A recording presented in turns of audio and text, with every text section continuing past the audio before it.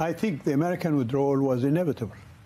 Once Mr. Trump made the deal with the Taliban behind the back of the legitimate government there, it was quite obvious that, if you like, America had chosen the Taliban as a successor regime.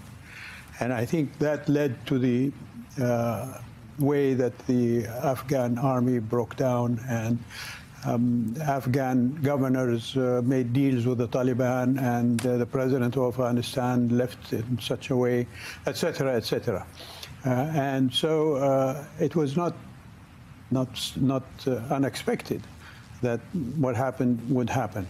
But I must say, I was very disappointed and shocked at how it happened. The scramble to the airport in Kabul by these thousands of people without preparedness or order and so on was unacceptable. And leaving behind, of course, not only nationals but people who worked with America is equally a thing that your government is having to deal with on a constant basis. And for us in Saudi Arabia, we saw the Soviet withdrawal in 1989, which was much more orderly in those days.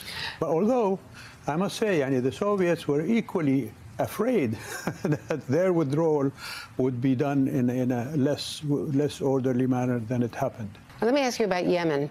Now, it's been almost 7 years, this terrible war, billions of dollars. Is it time for Saudi Arabia to find a way out of this? Right now, the Houthis, backed by Iran,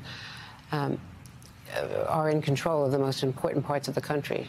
Well, we hope we don't withdraw the way that America withdrew from Afghanistan.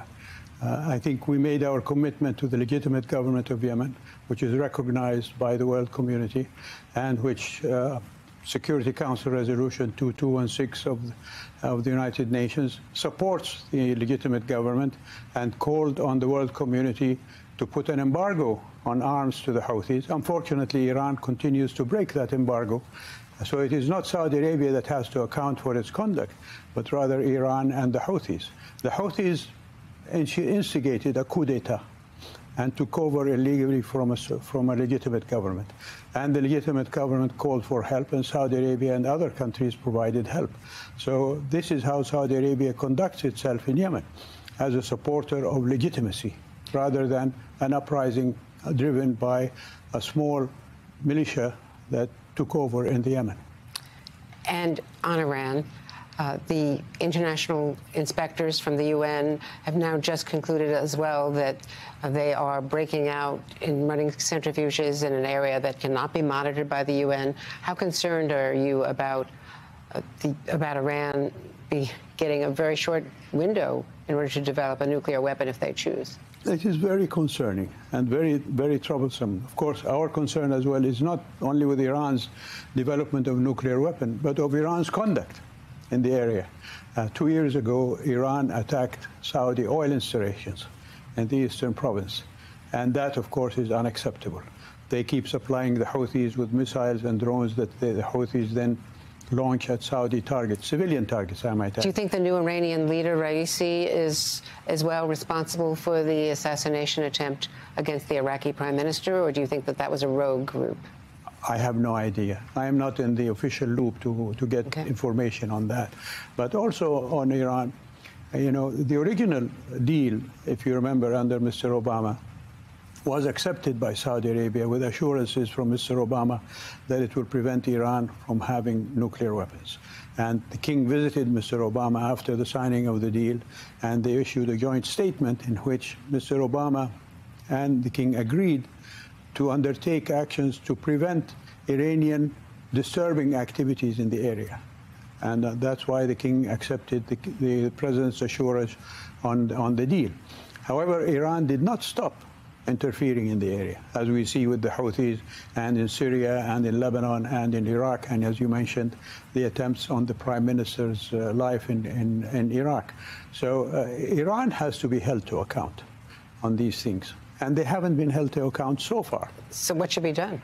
Well, I think there should be more sanctions on Iran. That's my personal view, rather than engaging with them and promising them lifting of sanctions. They haven't shown any positive step towards not only curtailing their nuclear deal, curtailing nuclear enrichment, but also their disturbing activities in the area. And I might add, they use blackmail to get what they want.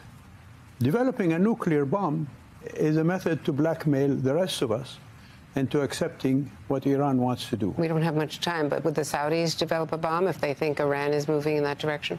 Well, I've publicly said in the past that we should do whatever is necessary, including acquiring the knowledge to develop a bomb in order to defend ourselves against a potential nuclear-armed Iran.